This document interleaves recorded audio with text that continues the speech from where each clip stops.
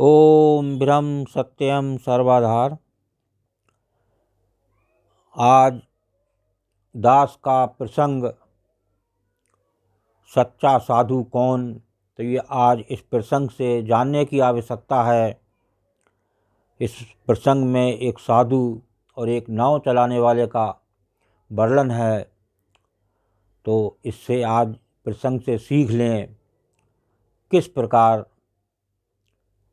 किस रूप में वो साधु बन जाए, कब प्रभु की कृपा हो जाए तभी वो एक सच्चा साधु बनता है।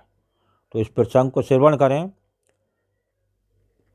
एक साधु को एक नाविक यानी नाव चलाने वाला रोज इस पार से उस पार ले जाता था। बदले में कुछ नहीं लेता था। वैसे भी साधु के पास पैसा कहाँ होता था। नाविक सरल था, पढ़ा लिखा तो नहीं, पर समझ की कमी नहीं थी। साधु रास्ते में ज्ञान की बातें कहते, कभी भगवान की सर्वव्यापकता बताते और कभी अर्थ सहित श्रीमद्भागवत गीता के श्लोक सुनाते।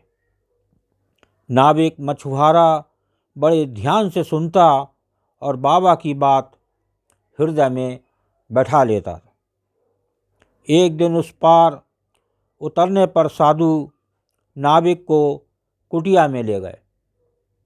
देखिए, जो साधु थे, जो नाव चलाने वाला था, उसे अपनी कुटिया में ले गए और बोले, बस मैं पहले व्यापारी था, धन तो कमाया था, पर अपने परिवार को आपदा से नहीं बचा पाया था। अब ये धन मेरे किसी का काम का नहीं, तुम ले लो, तुम्हारा जीवन संवर जाएगा, तेरे परिवार का भी भला हो जाएगा। तो क्या कहते हैं जो नाविक नाव चलाने वाले, नहीं बाबा जी, मैं ये धन नहीं ले सकता। मुफ्त का धन घर में जाते ही आचरण बिगाड़ देगा, कोई मेहनत नहीं करेगा, आलसी जीवन लोभ लालच और पाप को बढ़ाएगा। आप ही ने मुझे ईश्वर के बारे में बताएं। मुझे तो आजकल लहरों में भी कई बार वो नज़र आया।